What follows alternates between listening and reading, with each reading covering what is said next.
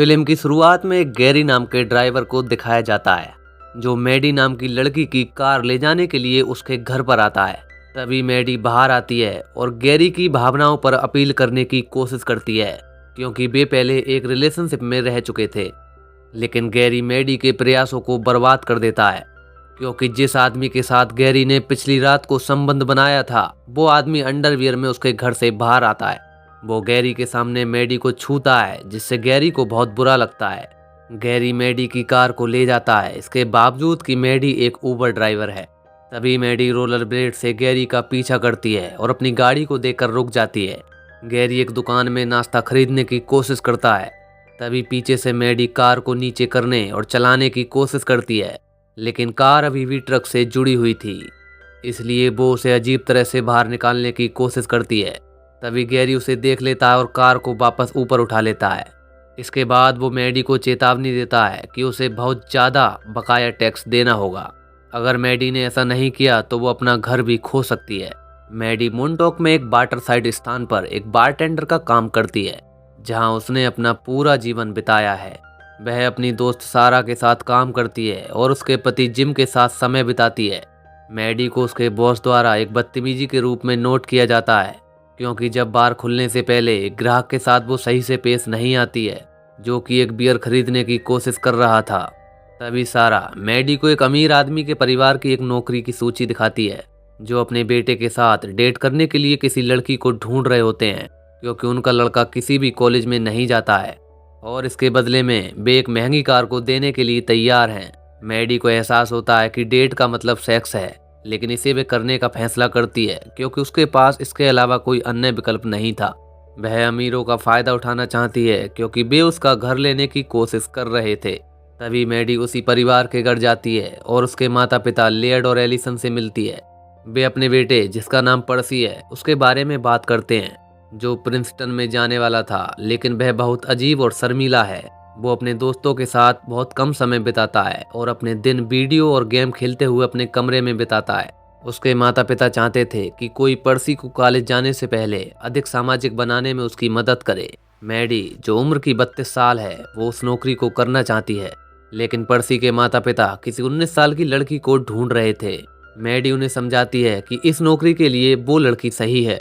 तभी पर्सी के माता पिता मैडी को बताते हैं कि पर्सी को उनके समझौते के बारे में पता नहीं लगना चाहिए, ये एक रहस्य रहना चाहिए। वे दोनों मैडी को बताते हैं कि पर्सी एक कुत्ते के आश्रय में काम कर रहा है। तभी मैडी उसे आकर्षित करने के लिए एक तंग ड्रेस पहनती है और एक कुत्ता गोद लेने का नाटक करने पहुंच जाती है। तभी पर्सी उसे एक मिलो नाम का कुत्ता दिखाता है जो कोकीन की लत के कारण उसे पुलिस से बाहर निकाल दिया गया था। मैडी पर्सी को बहुत ज़्यादा फ्लर्ट करती है, इससे वो घबरा जाता है और वहाँ से जल्दी जाने की कोशिश करता है लेकिन मैडी उसे अपनी बहन से घर छोड़ने की पेशकश करती है। जब वे मैडी के घर पहुँचते हैं तो पर्सी अचानक उसके चेहरे पर स्प्रे कर देता है लेकिन मैडी उसे समझाती है कि पर्सी उसे बहुत सेक्सी लगता है। तभी पर्सी उससे कहता है कि वो उसके साथ डेट पर जाना चाहता है। मैडी इसके लिए सहमत हो जाती है। बाद में मैडी बहन को जिम और सारा को वापस ले जाती है और उन्हें बताती है कि पर्सी सेक्स में दिलचस्पी नहीं रखता है।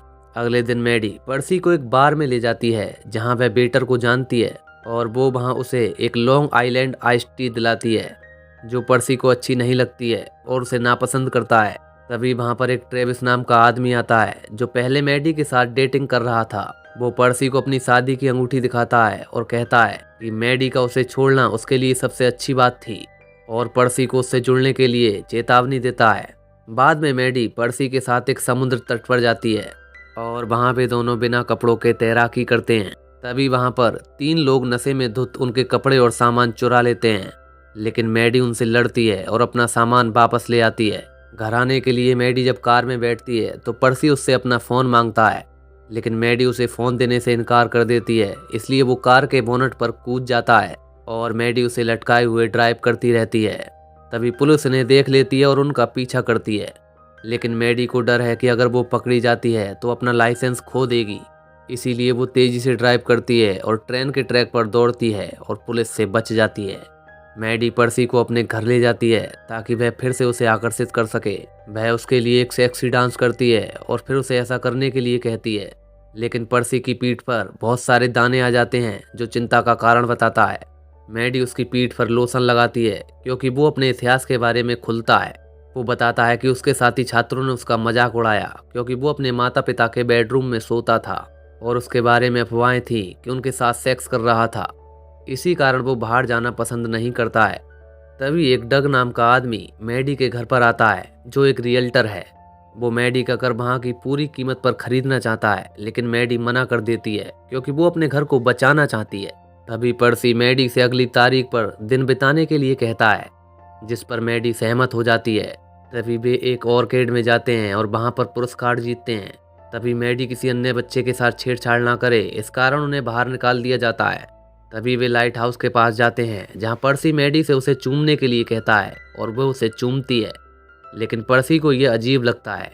मैडी उसे बताती है कि वो कभी मॉन्टॉक नहीं छोड़ती क्योंकि अपनी माँ के साथ वो उसी घर में रहना चाहती है, क्योंकि उसके पिता ने उन्हें कुछ पैसे दिए थे ताकि वे उसके और नए परिवार के लिए परेशान ना रहें।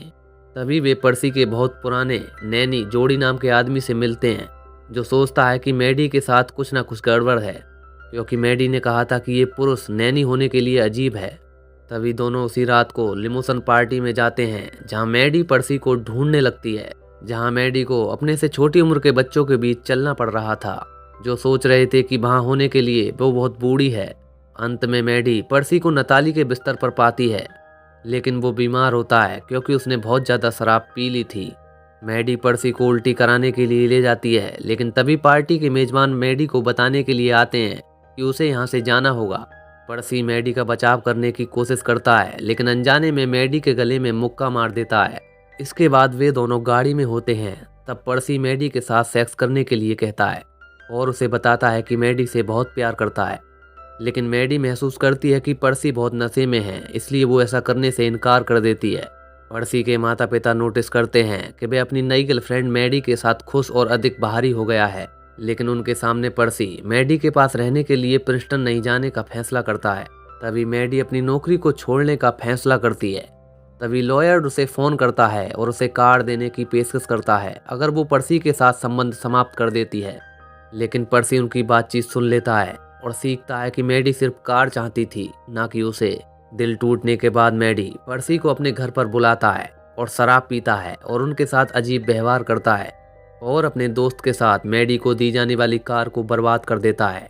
और जब वो घर वापस आता है तो मैडी से सेक्स करने की अनुमति मांगता है। मैडी उससे सहमत होती है और वह समय से पहले स्खलित हो जाता है।